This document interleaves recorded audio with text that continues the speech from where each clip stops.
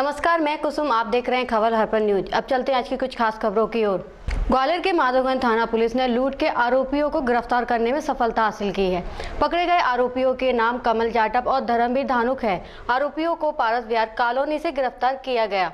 आरोपियों से लूट हुई चैन और एक मोटरसाइकिल बरामद की गई है। 21/10 को थाना माधवगंज क्षेत्र में एक लूट की वारदात हुई थी। शाम को 6 बजे एक महिला है, वो सब्जी लेने जा रही थी, तो दो लड़के उनकी चैन गले से चैन छीन के भाग गए थे। उस पैसे लूट का अपराध थाना माधवगंज में पंजीबद्ध हुआ था और लगातार उसमें एसपी सर का मार्गदर्शन मिल रहा था, तो लगातार उसमें 2-3 दिन से अनुसंधान चल रहा था। आज उसके दोनों आरोपियों को गिरफ्तार किया गया है और उनसे लूटा हुआ मसरूका बरामद हुआ है और जो लूट में गाड़ी प्रयोग की गई थी वो भी बरामद हुई है। इसमें सीएसपी साहब लश्कर और थाना प्रभारी माधवगंज की विशेष भूमिका रही है। इनकी पूरी टीम ने होमवर्क करके क्या नहीं ये लुटेरे क्या बैकग्राउंड है? ये 2 लुटेरे हैं। इसमें एक धर्मवीर धानुक करके है और एक कमल सिंह जाटव है। एक नौगवां जो कंपू क्षेत्र में वहाँ का रहने वाला है और दूसरा भी झांसी रोड में रहता है एक, और ये मूलतः घाटी गांव थाना क्षेत्र का रहने वाला है। पारस विहार कॉलोनी झांसी रोड में रहता है, तो वहाँ से इसको जैसे कि आपने बताया 3.5 साल पहले मोड़ापुर क्षेत्र पहले भी लूट कौन है? निश्चित रूप से इनके रिकॉर्ड हैं। थाना क्राइम ब्रांच में भी इनका लूट का अपराध है एक इस पर धर्मवीर पर, और जैसा कि बहोड़ापुर का भी बता रहा है, तो मुझे लग रहा है और भी इनसे कई अपराधों का खुलासा होगा। कुछ दिन पहले इसी तरह की और भी वारदातें जिले में हुई हैं, तो संभवतः पूरी संभावना। के अलावा और क्या करते हैं ये एक बता रहा है कि वो मेहनत मजदूरी करता है, बिल्डरी करता है, दूसरा कहता है फल का ठेला लगाते हैं और एक्चुअली ये कहीं ना कहीं ये क्राइम से में इन्वॉल्व है। तो इनका हम पूरा रिमांड लेके हम लोग बात करेंगे और डिटेल पूरा कुछ आएगी नई बात तो आपसे शेयर करेंगे आप लोग। मध्य प्रदेश की 28 सीटों पर हो रहे उपचुनाव की सभाओं में राज्यसभा सांसद ज्योतिरादित्य सिंधिया और कांग्रेस के नेताओं को जमकर घेर रहे हैं। सोमवार की रात ग्वालियर की पूर्व सीट पर एक चुनावी आम सभा को संबोधित करते हुए सिंधिया ने एक बार फिर पूर्व मुख्यमंत्री दिग्विजय सिंह और कमलनाथ पर निशाना साधा। भारतीय जनता की पार्टी की सरकार शिवराज सिंह चौहान जी के मुख्यमंत्री पद के अनुसार एक एक योजना को स्वीकृति इन्होंने दिलवाई है मेरे साथ मिलकर। आज हम ग्वालियर का विकास चाहते हैं और ग्वालियर का विकास केवल सड़क बनाकर, केवल औद्योगिकरण से नहीं हो सकता। ग्वालियर का विकास तब संभव हो पाएगा जब गरीब से गरीब व्यक्ति को यह महसूस होगा कि ग्वालियर के विकास और प्रगति के पहिए की रफ्तार बढ़ाने में उसका भी योगदान हो सकता है मेरे भाइयों और बहनों। और एक ऐसी सरकार हमने स्थापित की है। मैं आपको विश्वास दिलाता हूं कि आगामी 3 तारीख को आपका आशीर्वाद, आपका विश्वास मुन्ना लाल गोयल जी के साथ रहेगा। मैं हाथ जोड़ के निवेदन करना चाहता हूं, मेरे हाथों को मजबूत करो। इन भ्रष्टाचारियों को, दिग्विजय सिंह जी और कमलनाथ जी को सदैव के लिए बोरी बिस्तर बांध के हमारे संभाग से बाहर करो। हाथ उठाकर कमलनाथ जी की सरकार होती तो क्या 65 MLD क्षमता का सीवेज ट्रीटमेंट प्लांट 55 करोड़ रुपए का लाल टिपारा में कभी संभव होता बनना? अगर कमलनाथ की सरकार होती तो ग्वालियर पूर्व के विधानसभा में 90 किलोमीटर की पानी की पाइपलाइन 3601 घर में कनेक्शन करवाने का 14 करोड़ रुपए की योजना कभी बन पाती?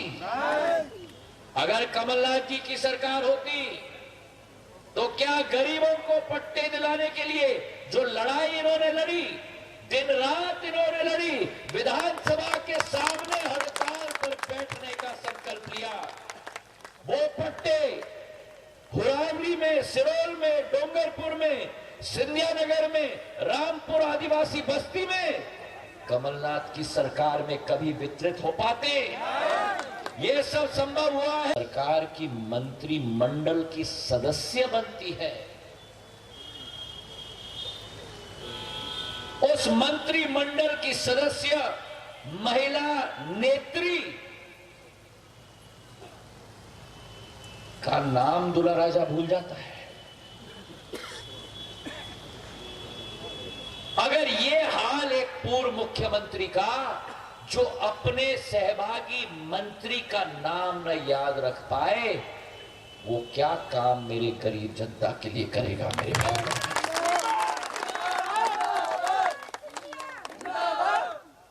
और जब नाम याद ना आए तो मंच पर हंसकर उस महिला दलित समाज की नेत्री के बारे में कहता है कि वो आइटम है।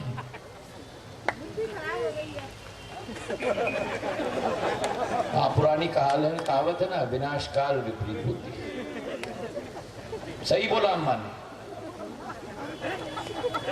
सही बोला।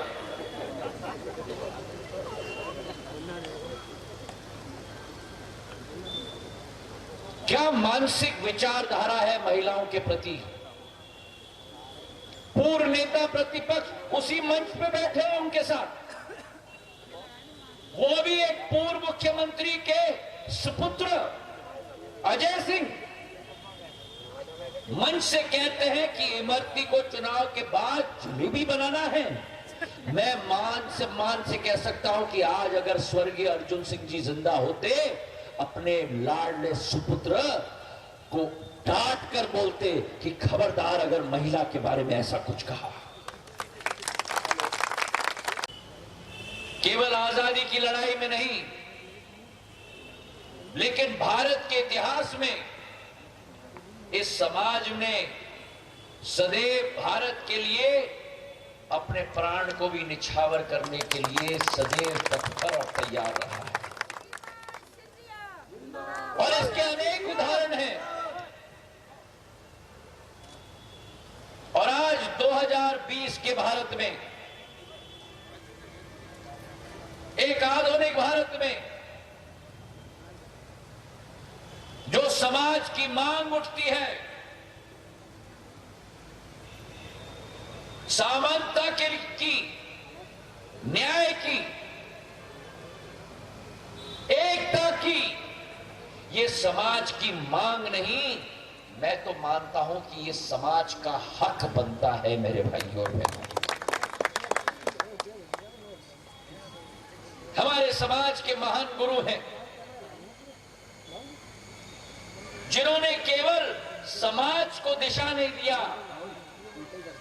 यह अतिशयोक्ति नहीं होगी अगर मैं कहूं कि भारत को दिशा दिया है और विश्व को दिशा दिया है। हमारे महान गुरु संत रविदास जी,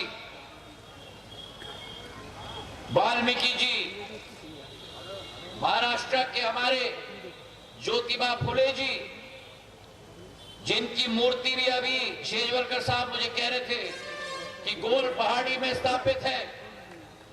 ये मूर्ति नहीं होते मेरे भाइयों बहनों। इन मूर्तियों से मैं तो मानता हूं कि ये मूर्ति तो जीवित मूर्ति है, क्योंकि इनसे हर पीढ़ी प्रेरणा लेती है।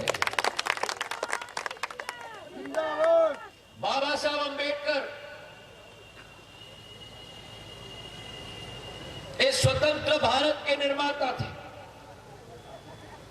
संविधान के निर्माता तो थे ही, लेकिन संविधान के साथ साथ भारत की स्वतंत्रता की लड़ाई में भी अगर किसी का योगदान था तो वो बाबा साहब अंबेडकर का भी योगदान था।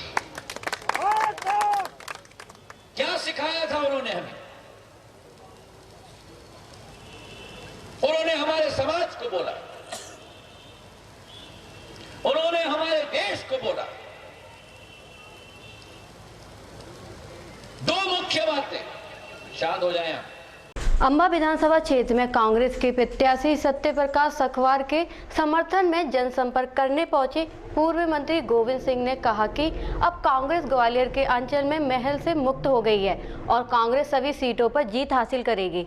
अंबा विधानसभा क्षेत्र में कांग्रेस प्रत्याशी सत्यप्रकाश सखवार के समर्थन में इन दोनों बड़े नेता जनसंपर्क कर रहे हैं और कांग्रेस के लिए वोट मांग रहे हैं और इसका प्रतिफल भी मिलता हुआ दिख रहा है, जहां पर कांग्रेस को भारी जनसमर्थन मिलता हुआ अब दिखने लगा है। इसी क्रम में मंगलवार को अंबा विधानसभा क्षेत्र में पूर्व मंत्री गोविंद सिंह पहुंचे।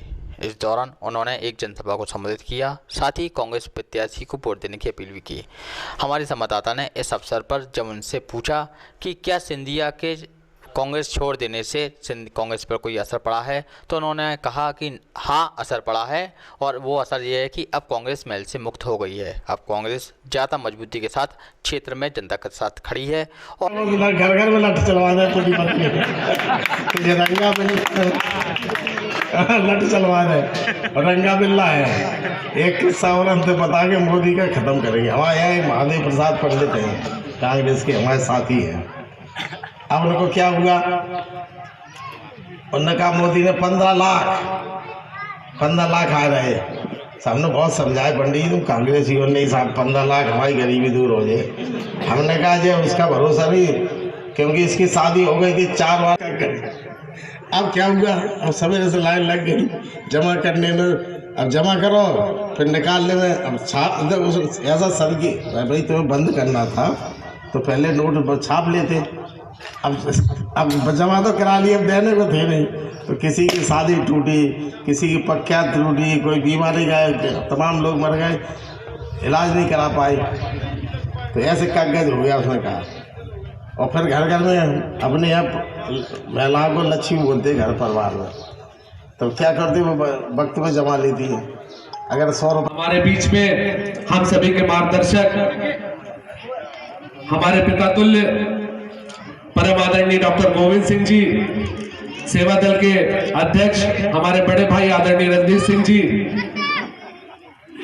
राजस्थान सरकार से पधारे पूर्व मंत्री एआईसीसी की तरफ से आदरणीय गोपाराम जी, हमारे बुंदेलखंड जिस क्षेत्र से हम लोग आते हैं, हमारे बुंदेलखंड की शान आदरणीय पूर्व मंत्री माधोगढ़ आदरणीय विजेंद्र सिंह जी, आदरणीय रक्षपाल सिंह तोमर साहब, आदरणीय मधुराज जी, हमारी महिला विंग सेवा दल की अध्यक्षा आदरणीय राजकुमारी जी, आदरणीय विनय सिंह तोमर साहब, पूर्व सरपंच हमारे ब्लॉक अध्यक्ष आदरणीय दलवीर सिंह जी, आदरणीय सेवाकर सिंह जी, आदरणीय देवेंद्र सिंह तोमर जी, आदरणीय बैलेस्टर साहब वकील साहब, आदरणीय बलवीर सिंह बारबाई, उदयवीर सिंह जी, आदरणीय महावीर समाधिया जी, आदरणीय डॉक्टर गोपाल तोमर साहब, अशोक जी, आदरणीय विमल जैन साहब, देवेंद्र शर्मा जी, आदरणीय योगेंद्र तोमर साहब, आदरणीय मनोज शिवहरे पार्षद जी, आदरणीय देवू सक्कवार साहब, बीरेन जी, सभी उपस्थित यहाँ पे जन, बंटी भाई, सभी उपस्थित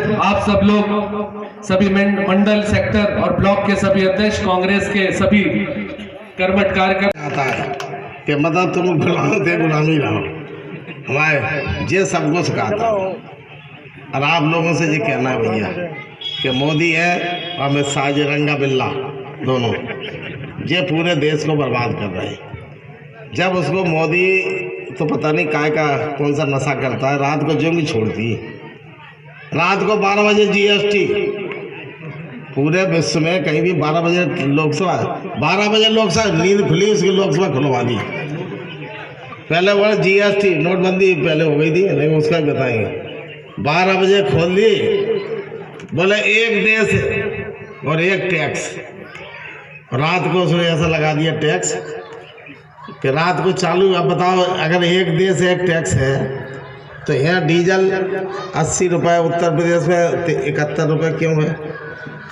अगर एक ही टैक्स है तो यूपी में अजय शिवराज सिंह और मोदी जवाब दें उत्तर प्रदेश में यहाँ से 7 रुपये डीजल सस्ता क्यों है, और आपके यहाँ क्या है? टिकाऊ का जो माहौल चल रहा है इस समय, और टिकाऊ सरकार का जो माहौल चल रहा है, तो क्या कहेंगे? ज्योतिरादित्य सिंधिया जो कांग्रेस छोड़ करके गए हैं, कांग्रेस पार्टी पर उसका क्या प्रभाव पड़ा?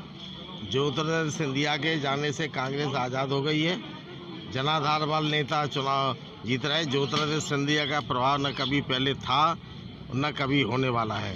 अब जनता आज़ादी में नौजवान जो है वो सामंतशाही के घोर विरोध में है, और 10 नवंबर को जब रिजल्ट आएगा तब ज्योतिरादित्य सिंधिया का इस क्षेत्र से सफाया हो जाएगा, और उनकी हैसियत इस क्षेत्र की ग्वालियर चंबल संभाग की जनता भारतीय जनता पार्टी सफाया करके बता देगी। क्या लगता है चंबल अंचल में कितनी सीटें आएंगी? चंबल, मैं कोई ज्योतिषी भविष्यवक्ता नहीं हूँ, लेकिन ये मैं कहता हूँ कि एक आध कोई सीट निकल जाए बात अलग है, न 100% कांग्रेस की जीत होगी। जनता ने मन बना लिया है। लोहागढ़ में 3 तारीख को उस पर चोट करेगी। कांग्रेस के कार्यकर्ताओं ने बड़ापुर तिराहे पर नुक्कड़ नाटक कर भाजपा सरकार की असफल नीतियों को बताया और कांग्रेस को वोट देने की अपील की। हमारे संवाददाता सलीम खान की खबर। संपर्क के दौरान आजकल राजनीतिक दल अलग अलग तरीके अपना रहे हैं और इसी क्रम में कांग्रेस कार्यकर्ताओं ने ग्वालियर के बड़ापुर तिराहे पर नुक्कड़ नाटक का आयोजन किया, जिसमें उन्होंने बताया कि किस प्रकार से भाजपा सरकार के दौरान प्रदेश में अपराध और भ्रष्टाचार का बोलबाला रहता है। वहीं उन्होंने अपील भी की कि कांग्रेस के प्रत्याशियों को जिताकर प्रदेश में खुशहाली लाएं। हमारे संवाददाता सलीम खान ने यहाँ पहुँचकर नुक्कड़ नाटक का जायजा भी लिया।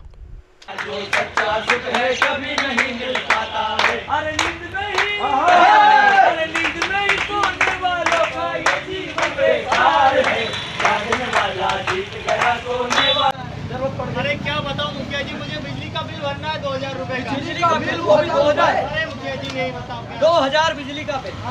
अच्छा, तुम्हारे घर छोटा है, लट्टू आप इस्तेमाल करते हो, तो 2000 बिल कैसे आएगा आपका? अरे मुखिया जी क्या बताऊं, अब 4000। अच्छा, अभी नहीं है 15 महीने की कार्यकाल में कमलनाथ जी ने जो अपने बजट में कहा था कि 2 रुपये में 100 यूनिट, जाम मत लगवा। जनता सबक सिखाएगी, सरकार फिर आएगी और हमारी परेशानी कौन देखेगा भाई? कहाँ परेशानी भैया? अरे भैया क्या परेशानी आ गई? अब भैया कहाँ बताएं? हाँ, अब जहाँ जाते हैं ना कोनो रोजगार है और ना कोनो काम है। अरे भैया ये बताओ कोई पढ़ो लिखो है? अरे पढ़े लिखे ही तो है। अरे पढ़े लिखे, अरे तुम जैसे पढ़े लिखे शिक्षित बेरोजगार तो न जाने लाखों घूम रहे गली मोहल्ले में। बिल्कुल बिल्कुल सही कह रहे हो भैया। भैया जब पिछली बार कमलनाथ सरकार थी तो हमें तो आप ये चीज अच्छे से जानते हैं कि हमारे मध्य प्रदेश में क्या चल रहा है, हमारे मध्य प्रदेश में क्या गोलमाल हुआ है। ये इस नुक्कड़ नाटक के माध्यम से हम आपको बताएंगे कि किसानों के साथ किस तरह से अत्याचार हो रहा है, हमारी माता और बहनों के साथ क्या अत्याचार हो रहा है। युवाओं के नौकरी की हम बात करें तो बहुत सारे युवा जिनके लिए 70% के लगभग कमलनाथ जी जो कि रोजगार लेकर आए थे, पर आखिर क्या हुआ ये आप सब जानेंगे। इस नुक्कड़ नाटक के माध्यम से हम आपको यही बताना चाहते हैं, यही दिखाना चाहते हैं। तो चलिए ये एक छोटा सा नुक्कड़ नाटक आप लोगों को आओ आओ नाटक देखो, आओ आओ नाटक देखो, आओ आओ नाटक देखो, आओ आओ नाटक देखो, भैया आओ नाटक देखो, अभी आओ नाटक देखो, आओ आओ नाटक देखो, आओ आओ नाटक देखो, आओ आओ नाटक देखो, आओ आओ नाटक देखो। नमस्कार नमस्कार, सत श्री अकाल, आदाब, प्रणाम, राम राम। यहाँ पर उपस्थित समस्त दर्शकों और हमारे भाई बंधु किसान और युवा साथी, हम आप सभी का स्वागत वंदन अभिनंदन करते हैं। जैसे कि हमारी भारतीय परंपरा हल्दी है, चंदन है और रिश्तों का बंधन है, और आपका हमारे इस कार्यक्रम में बहुत बहुत हार्दिक हार्दिक अभिनंदन है। तो लीजिए इस नाटक की शुरुआत करते हैं एक छोटे से गीत के साथ। अरे भैया क्या हुआ, क्यों रो रहे हो?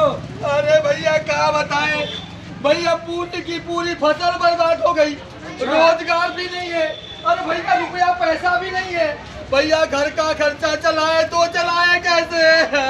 अरे भैया फसल बर्बाद हुई है तो सरकार उसका मुआवजा देगी। हाँ, और अगर बच्चे की नौकरी चली गई तो मनरेगा के तहत रोजगार मिलेगा, जिससे तुम्हारे घर का खर्च चलेगा। अरे भैया ये सब बातें हवा हवाई है भैया। इसके पहले जब कमलनाथ सरकार थी तो बढ़िया बढ़िया काम हो रहे थे भैया, किसानों को कर्जा भी माफ हो रहा था, अब भैया फसल नुकसान होने पे उनका मुआवजा भी मिल रहा था। लेकिन भैया जब से एक अनहोनी हुई है। अरे क्या अनहोनी हो गई? कहाँ इनकी बात लग रहा है वो? अरे हटो जरा पीछे।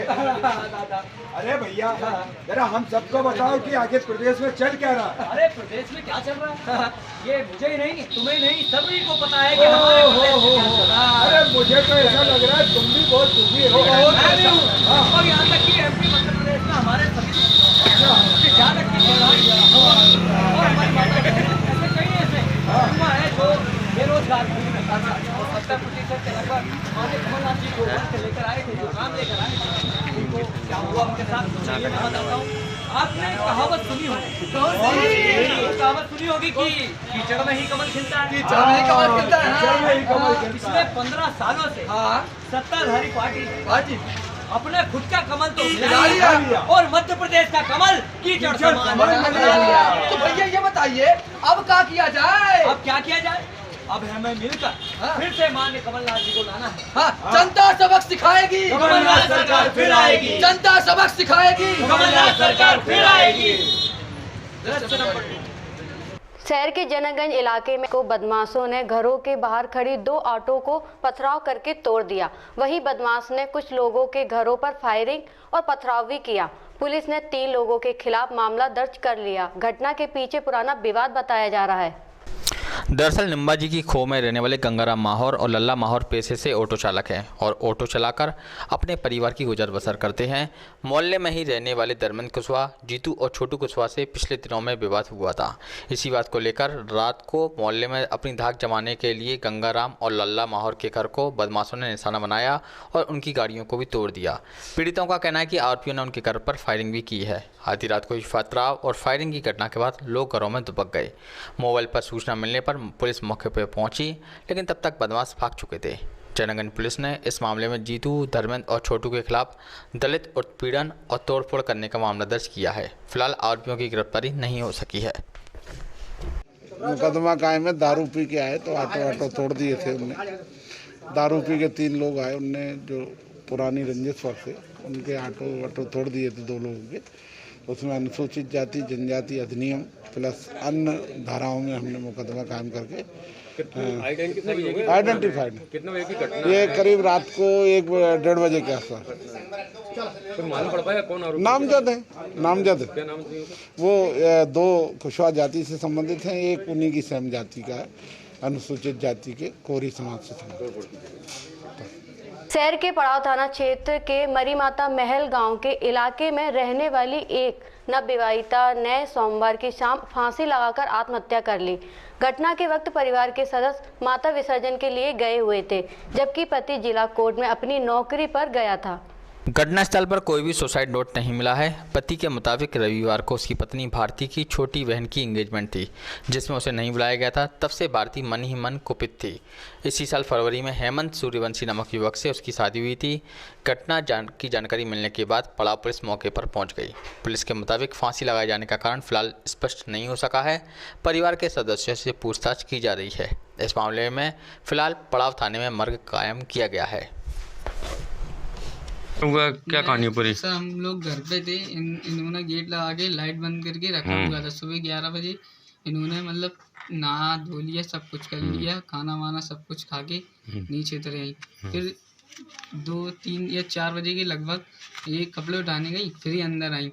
फिर इन्हें गेट लगा लिया, लाइट बंद कर ली, जैसा था वैसा। फिर पता नहीं है क्या किया इनने। फिर मैंने मम्मी से बोला, बाहर था मैं, मम्मी भाभी अभी तक उठी नहीं है, उठा दो, टाइम हो गया है। मम्मी गई, खोला तो। क्या नाम है आपका? अभिषेक सूर्यवंशी। क्या करते हैं आप? पढ़ाई करता हूँ। पढ़ाई। और जी कौन लगती है आपकी? भाभी लगती है। क्या नाम है इनका? भारती जाटव। ठीक है। मालूम पड़ा माता सराने आप लोग गए हुए थे? नहीं कोई नहीं गया था हमारे यहाँ से कोई नहीं गई थी। तो कोई कारण भैया वही झगड़ा हुआ हो? कोई नहीं, कुछ भी नहीं। फिर ऐसा क्या हो गया एकदम? पता नहीं है सर, उनके मन में क्या चल रहा था। मैंने इससे बोला कि आप नहीं मत। कोई तो कारण हुआ वो फांसी का लगाने का? सर हमको कुछ नहीं पता। अच्छा सर ये माँ का लेने इंटरव्यू घटना है, क्या पूरा मामला है? यह मरी माता पड़ाव थाना क्षेत्र के अंतर्गत आता है, जहाँ पर भारती नाम की महिला, भारती जाटव सूर्यवंशी, उसने सुसाइड की हुई है। ये क्या पूरा मामला है? फिलहाल तो सुसाइड ही लग रहा है। कोई सुसाइड नोट मिला? कोई सुसाइड नहीं। मालूम पड़ा पूरा परिवार माता सराहने गया हुआ था, महिला फांसी लगा ली, क्या कहना है? जी यही है। दीदी उम्र कितनी होगी? पति का नाम क्या? पति क्या करता है? 26 साल उम्र है। पति क्या करता है दीदी? पति इसका प्राइवेट जॉब करता है डिस्ट्रिक्ट हाई कोर्ट में। जी कोई परिवार से पूछताछ की, कोई पता पड़ा क्या पूरा कारण रहा? नहीं, ऐसा कुछ भी नहीं बताया अभी। इन लोगों ने। परिवार ने बताया माता सराहना गए हुए थे। हाँ, माता सिराने वाली बात बताई। उसके बाद उन्होंने महिला फांसी लगाई। जी। ग्वालियर कांग्रेस ने एक बार फिर बीजेपी सांसद ज्योतिरादित्य सिंधिया पर जमीनों के मामले में निशाना साधा है। कांग्रेस का आरोप है कि सिंधिया परिवार ने कोटेश्वर बाग, कोटेश्वर मंदिर, भूतेश्वर महादेव और सर्वे नंबर 15 की बेशकीमती जमीन को हथियाया और उन्हें बेच दिया है। ग्वालियर कांग्रेस ने एक बार फिर बीजेपी सांसद ज्योतिरादित्य सिंधिया पर जमीनों के मामले में निशाना साधा है। कांग्रेस का आरोप है कि सिंधिया परिवार ने कोटेश्वर बाग, कोटेश्वर मंदिर, भूतेश्वर महादेव और सर्वे नंबर 15 की बेशकीमती जमीन को हथियाया और उन्हें बेच दिया। इन जमीनों की कीमत कांग्रेस ने 500 करोड़ से ज़्यादा बताई है। प्रदेश कांग्रेस उपाध्यक्ष मुरारी लाल दुबे के मुताबिक 15 अप्रैल 1950 को नजुल अधिकारी ने अपनी जांच रिपोर्ट में सर्वे क्रमांक 32, 33, 34, 36, 38, 40 की भूमि का उल्लेख कर विक्रय की अनुमति जारी की। उक्त भूमि संस्थान द्वारा रजिस्टर्ड विक्रय पत्र 24 सितंबर 2004 के आधार पर सिंधिया देवस्थान ट्रस्ट के नाम पर स्थानांतरण कर दी गई। उनका कहना है कि 1997 के बंदोबस्त रिकॉर्ड में उक्त खसरा भूमि सरकारी बताई गई है। वहीं कोटेश्वर महादेव मंदिर सरकारी रिकॉर्ड में औकाफ की जमीन बताई गई है। उन्होंने इसके लिए कुछ अधिकारियों को भी जिम्मेदार बताया है। इस अवसर पर ग्वालियर संभाग के कांग्रेस के मीडिया प्रभारी के मिश्रा ने मीडिया से बात की। भूतेश्वर महादेव तो इन्होंने अपने साथ ले लिया, लेकिन उसकी जमीन इन्होंने विक्रय कर दी। पुजारी को भगाने का भी प्रयास कर रहे हैं, जबकि सुप्रीम कोर्ट तक से ऑर्डर हो गया। पहले भी एक शुरू में ऐसा था कि इन पुजारी को अगर इनकी आदतें ठीक नहीं है तो हटाया जाएगा, लेकिन उसी परिवार से पुजारी नियुक्त किया जाएगा। इसके बावजूद उनको भी परेशान कर रहे हैं, जमीन बेच दी, मंदिर से पुजारी हटाना चाह रहे हैं। इस तरह की स्थिति इन्होंने बना रखी है। ये मंदिरों की भूमि को नहीं छोड़ रहे हैं तो क्या छोड़ेंगे। नंबर अब दूसरी बात में आता हूं,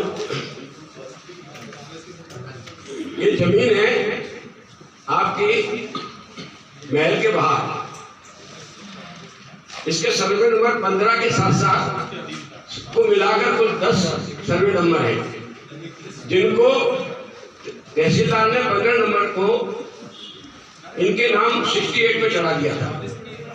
सन 68 में इनके नाम चढ़ाने के बाद जब कलेक्टर को पता लगा तो कलेक्टर महोदय ने उसको सोमपुर डिवीजन में लेके खत्म कर दिया और दोबारा से शासकीय नजुल घोषित कर दिया। उसके बाद फिर सन 88-89 में आके दोबारा से ये पूरा 10 सर्वे नंबर सिंधिया जी के नाम नामांकन अवैधानिक तरीके से कर दिया गया। उनका रिकॉर्ड मैंने उसके साथ में लगाया। चलो ये भी मान लिया कि कलेक्टर के आदेश के रहते हुए भी अगर उन्होंने इनके नाम चढ़ा दिया तो भी मान लिया, लेकिन जब माननीय माधवराव सिंधिया जी की जब स्वर्गवास हो गया तो उनके वारिसान के नाम नामांकन होना था, लेकिन वो सब न होते हुए डायरेक्ट एक स्वर्गवासी आदमी व्यक्ति का ट्रस्ट के नाम नामांकन कर दिया। आप सिंधिया जी पर वही आरोप हो रहा है, क्या करने वाले हैं? देखिएगा, आज जो मुद्दा है वो करीब 502 करोड़ रुपयों की ज़मीनों का घोटाला है, जिसमें सरकारी ज़मीनों पर कब्ज़ा किया और उन्हें बेचा गया है और नियम विरुद्ध उस संपत्ति को सिंधिया परिवार ने हड़पा है। तो सारे डॉक्यूमेंट सहित हमने वो मुद्दे आपको भी सौंपे हैं और उसकी PDF फाइल भी अभी आपको उपलब्ध हो जाएगी अपने अपने ईमेल पर। ये मुद्दे जो पूरे ज़मीनों के हम उठा रहे हैं, यह एक आगाज़ है, इसका अंजाम सुप्रीम कोर्ट तक जाएगा और यह सिर्फ इलेक्शन तक का ही नहीं है, यह बहुत लंबा जाएगा मुद्दा। तो आज जो ज़मीन का वो बताया आपने, वो कौन सी ज़मीन का है? वो ज़मीन है कोटेश्वर बाग, बेशकीमती ज़मीन है, कोटेश्वर भूतेश्वर देवस्थान और सर्वे नंबर 15, उसकी ज़मीनों को लेकर आज हमने खुलासा किया है और 2-4 दिन में फिर एक बड़ा खुलासा और करेंगे। इसमें एक प्रशासनिक अधिकारी पर भी आपने निशाना साधा है, क्या है?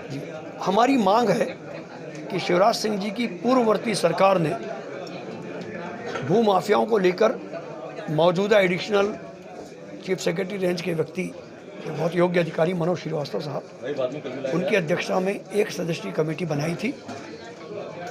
हम चाहते हैं कि उसकी रिपोर्ट जो ग्वालियर को लेकर थी वो सार्वजनिक हो। और किशोर कान्याल जो यहाँ अभी मौजूदा SDM है, उन्होंने पिछले कुछ दिनों में कितनी सरकारी ज़मीनें सिंधिया परिवार और उनके ट्रस्टों के नाम चढ़ाई है, उसकी जांच होनी चाहिए और सार्वजनिक हो।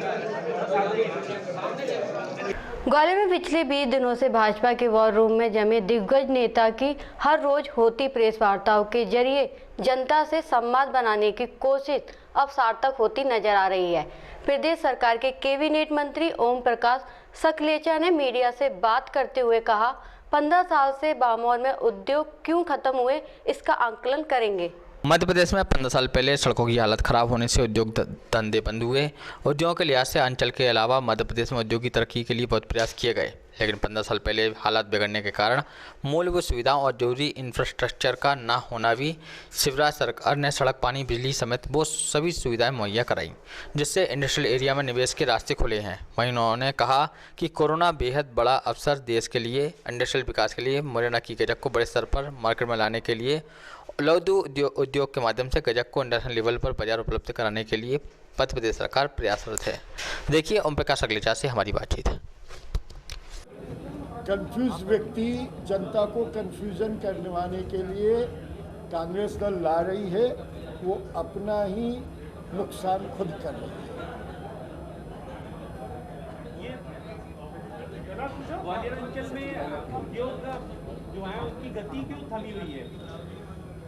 ग्वालियर में नहीं, पूरे भारत में और पूरी दुनिया का इंडस्ट्रियलाइजेशन का मेजर हिस्सा चाइना ने कब्जा करा हुआ था और माननीय प्रधानमंत्री जी ने पहली बार ऐसी अपॉर्चुनिटी दी। इसीलिए मैं कोरोना को एक सबसे बड़ी अपॉर्चुनिटी मानते हुए ये अभी कहा कि ये सबसे बड़ा मौका है जब चाइना के प्रोडक्ट को पूरी दुनिया रोक रही है और इंडिया को मौका मिलेगा। और हम सबसे ज़्यादा किस्मत वाले हैं मध्य प्रदेश वाले कि हमारे पास सड़क का इंफ्रास्ट्रक्चर तैयार है, हमारे पास बिजली सरप्लस है, हमारे पास ट्रेन मैन पावर की उपलब्धता है, हमारे पास सबसे ज़्यादा एजुकेटेड वर्केबल यूथ की संख्या उपलब्ध है और इंडस्ट्रियल वातावरण में शांति है, कोई यूनियन, कोई नेगेटिव एनर्जी नहीं है। कमलनाथ जी आईफा के माध्यम से उद्योग स्थापित करना चाहते हैं। जी, वो आईफा का कौन सा उद्योग जानते हैं आप? नौजवान हैं, आप बहुत अच्छी तरीके से जानते हैं, मैं कमेंट नहीं करना चाहता। उन्होंने सरकारी पैसा इस्तेमाल नहीं किया था उसमें। नहीं, मैं उस आईफा वाले उद्योग के बारे में सार्वजनिक चर्चा करने में अपने आप को सक्षम नहीं मानता, क्योंकि वो चर्चाएं फिर किसी और डायरेक्शन में जाएगी, इसलिए उनका सवाल, उनकी क्वेश्चन उन्हीं से आप पूछें। मुरैना हाईवे पर रेडीमेड गारमेंट पार्क बना हुआ है, पूर्व मंत्री जब आपके सरकार में थी यशोदा जी, उन्होंने बनवाया था, मगर आज की डेट में वो क्यों शुरू नहीं हो पा रहा? गारमेंट पार्क बड़ा अच्छा बना है, मुझे कई लोगों ने उसकी तारीफ करी, लेकिन उसमें यहाँ के जो गारमेंट मैन्युफैक्चरिंग इंडस्ट्री थी वो दूरी जाने के कारण उनकी कुछ समस्याएं हैं। अभी मेरे सामने ये चर्चा आई है, उसका हम बहुत जल्दी हल निकाल रहे हैं और हम कुछ और क्लस्टर बना रहे हैं जो सिटी के अंदर ही बनाएंगे, ताकि जहां महिलाओं को काम करना पड़े वहां ज़्यादा लंबी दूरी 8 आवर में ना तय करनी पड़े, तो वो उद्योग ज़्यादा जल्दी और ज़्यादा अच्छा सफल होगा। 51 कुंडलीय महामृत्युंजय महायज्ञ का आयोजन सोशल डिस्टेंसिंग का पालन करते हुए 29 अक्टूबर से 6 नवंबर तक कटोरा ताल के सामने किया जा रहा है। आयोजन समिति ने कार्यक्रम के संबंध में हमारे संवाददाता ललित जैन को जानकारी दी। राष्ट्रीय संत सुरक्षा परिषद एवं थिंक एंड सपोर्ट फाउंडेशन के संयुक्त तत्वाधान में महामृत्युंजय महायज्ञ एवं पार्थिव पूजन का 7 दिवसीय आयोजन 29 अक्टूबर से कटोरा ताल के सामने स्थित अम्बा महाराज की छतरी में प्रारंभ होगा। आयोजन के यज्ञ आचार्य श्री प्रदीप पारसर एवं अनिल कांत ने जानकारी देते हुए बताया कि आयोजन के प्रारंभ में 29 अक्टूबर को प्रातः 9 बजे राम मंदिर से कलश यात्रा निकाली जाएगी, जो आयोजन स्थल पहुंचेगी। 30 अक्टूबर से महायज्ञ प्रारंभ होगा, जो प्रतिदिन 5 नवंबर तक चलेगा। 6 नवंबर को प्रसादी वितरण एवं संत समागम होगा। उन्होंने बताया कि आयोजन को लेकर तैयारियां की जा रही हैं, जिसमें 51 कुंड भी बनाए गए हैं। हमारे संवाददाता ललित जैन ने आयोजन समिति के पदाधिकारियों से बात भी की। पंडित जी, ये जो कार्यक्रम है अपना, ये इस कार्यक्रम के बारे में कुछ जानकारी दें। महामृत्युंजय महायज्ञ का आयोजन होने जा रहा है 29 अक्टूबर से, और जो है 6 नवंबर तक ये कार्यक्रम रहेगा। 9 दिवसीय कार्यक्रम है। 29 अक्टूबर को कलश यात्रा का, शोभा यात्रा का आयोजन है, और 30 तारीख से अगले दिन से यज्ञ प्रारंभ होगा। 5 तारीख तक निरंतर यज्ञ का आयोजन रहेगा, और 6 तारीख को संत समागम और भंडारा प्रसादी के साथ इसका पूर्णाहुति रहेगी। इस आयोजन में क्या कुछ बाहर से भी कुछ लोग आ रहे हैं? हाँ, कुछ आचार्य लोगों का यहाँ पर बाहर से आगमन हो रहा है, और कुछ ग्वालियर के भी विद्वान हैं, वो बाहर से भी आ रहे हैं। संत लोग भी कुछ बाहर से पधार रहे हैं, जो हमारे को आशीर्वाद देने आ रहे हैं। और 51 कुंडीय जो यज्ञ है, कोरोना काल के कारण इसका जो है सोशल डिस्टेंसिंग को पालन करते हुए इसका जो आयोजन को रखा गया है, जिससे प्रशासन को कोई व्यवधान ना हो, और आयोजन भी अपना सफलतापूर्वक संपन्न हो सके, इसका ध्यान रखते हुए इस टाइम का आयोजन किया गया है। जौरा विधानसभा से कांग्रेस के प्रत्याशी पंकज उपाध्याय के समर्थन में राजस्थान के पूर्व उप मुख्यमंत्री सचिन पायलट, पूर्व मंत्री जीतू पटवारी और आचार्य प्रमोद कृष्ण ने जनसभा को संबोधित किया। बेच के इसकी कीमत को घटाना और जीरो करने का रखे, क्या उसको चुने जो हमारे मत से डरे और हमारी सेवा करे। मैं मानता हूँ सारी परिस्थितियां आपके सामने हैं। मैं इतना ही कहना चाहता हूँ, पंकज उपाध्याय मैंने पारिवारिक, मेरे परिवार का मेरा छोटा भाई है। जैसा सगा भाई होता है, उससे बढ़कर एक माँ से 2 लोग पैदा होते हैं, 2 बच्चे पैदा होते हैं, उससे बढ़कर ये मेरा छोटा भाई है। मैं आप सबका ऋणी रहूंगा। आपके चरणों में सर रखकर आपको, जो छोटे हैं उनको भी आग्रह करता हूँ, प्रार्थना करता हूँ, ये एक वोट यहाँ की शुगर फैक्ट्री बनाने के एक उद्देश्य को लेके आप दो। ये एक वोट जो 2013 में यहाँ दुकानें टूटी थी, उन दुकानों के फिर से निर्माण, उनके साथ न्याय करने के नाम पर दो। ये एक वोट आप केलारस, शिवपुर, पहाड़गंज 4 लेन शिवपुरी, उसके लिए आप दो। ये छोटा भाई, मैंने एक दिन इनसे चर्चा की थी कि भैया अगर मैं जोरा का विधायक बना तो कुछ करूं ना करूं, पर मेरे भाइयों को, मेरे युवा साथियों को, मेरे जोरा के परिवार के लोगों के लिए एक पुलिस विभाग की ट्रेनिंग, जिसमें उनकी पुलिस और सेना में भर्ती हो, वो ऐसी एक एकेडमी बनाना चाहता हूं। मेरा सपना है। तो मैं मानता हूं ये भावना अपने आप में ये बताती है, ये भावना अपने आप में ये बताती है कि सेवा करना चाहता है। आप लोगों से निवेदन है कि चुनाव बूथ का होता है, न जात का न पात का। ये चुनाव होता है लोकतंत्र की रक्षा और लोगों की सेवा का। इस बार का चुनाव, पहले पंडित को टिकट दिया, फिर टिकट दिया धाकड़ को, फिर टिकट दिया अन्य अलग अलग समाज को, और जातियों से चुनाव लड़कर हम चुनाव विधायक बनाए। ये अपनी जगह, मैं इसको किसी प्रकार का कोई नकारात्मक नहीं लाना चाहता, पर मैं कहना चाहता हूँ कि ये जात पात से ऊपर का चुनाव, इंसानियत और सेवा का चुनाव, आपके परिवार का एक सदस्य आपकी सेवा करना चाहता है, इसका चुनाव, जातियों से ऊपर आकर एक अच्छा जनप्रतिनिधि चुने, इसका चुनाव आप सबको करना है। मैं एक बार फिर सचिन पायलट जी यहाँ आए हैं, उनके आगे सभाएं हैं, मैं अपना वक्त ज्यादा न लेते हुए इतना अनुरोध करना चाहता हूँ कि ये चुनाव सच्चाई और बेईमानी का है। ये चुनाव उस व्यक्ति ने जिसने 1870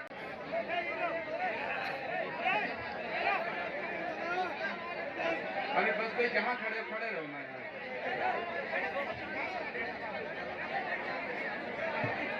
चलो एक बार फिर जोरदार सारे मंच के लिए ताली बजाते हैं।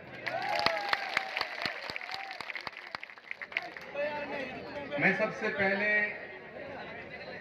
दो व्यक्तियों का अभिनंदन करना चाहता हूं। इस मंच पर उपस्थित सचिन पायलट जी की मौजूदगी में मैं उन दो लोगों का अभिनंदन करना चाहता हूं। और मैं 700-800 किलोमीटर से आया हूं। मैं वहां से आया हूं जिस धरती पर भगवान का अवतार होने वाला है, वहां से।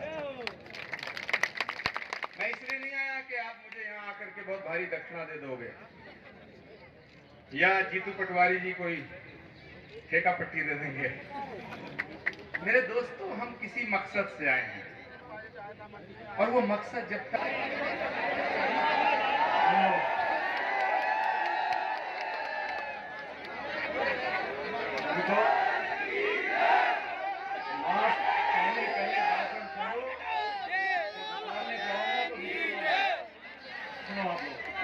मुझसे पहले भाषण दिया कुणाल जी ने, फिर दिया जीतू पटवारी जी ने, हमारे पूर्व मंत्री विधायक। उसके बाद उत्तर प्रदेश के हमारे आचार्य प्रमोद किशन जी ने भाषण दिया। और मैं देख रहा था कि भाषण ये लोग दे रहे थे, आप लोगों के चेहरों को देख रहा था। और जनसभा के अंदर जो सुनने वाला है उसके चेहरे पर लिखा है कि जनता किस करवट बैठने वाली है। और मैं दावे से कह सकता हूं कि विधानसभा क्षेत्र जौहरा के अंदर पंकज उपाध्याय जी की नैया पार लग चुकी है।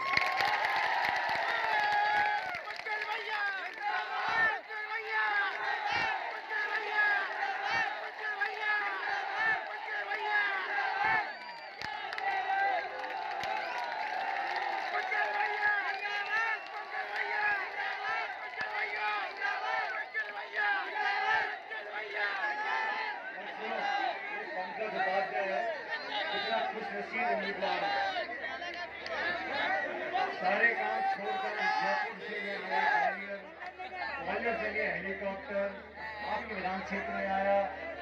इसकी गाड़ी मैंने चलाई। जब ये भाषण दे रहा, मैं इसके बगल में खड़ा हूँ। मैंने भी ठान ली है कि इस उपाध्याय को विधायक बना के छोड़ेंगे।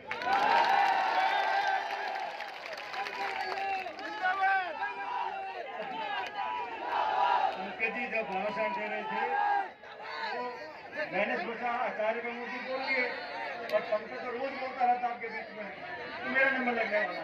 मैं खड़ा हो गया, फिर इसने कहा मुझे बोलना। मैंने कहा मैं खड़ा हो गया और मैं अगर बैठ गया तो पंकज की बात पक्की कर गया। इसलिए मैं पंकज जी और हमारे तमाम साथी, और ये देखो लाइन पटवारी जी बैठे हैं, कुणाल जी बैठे हैं, श्रीनिवासन जी बैठे हैं, 3 नौजवान और सबसे नौजवान हमारे आचार्य प्रमोद जी। जवानी ऐसे लग रही उनके इतने नौजवान टीम, नौजवान उम्मीदवार, नौजवान मतदाता, आप लोगों से आग्रह करने के लिए आया हूं। विधानसभा में चुनाव हो रहा है, उपचुनाव हो रहा है। ये मौका दोबारा मिला है मध्य प्रदेश की जनता को दिखाने के लिए। चंबल की माटी का जो शौर्य है वो दिखाने का मौका आपको मिलेगा। अब होगी आपसे अगले बुलेटिन में मुलाकात। तब तक के लिए नमस्कार।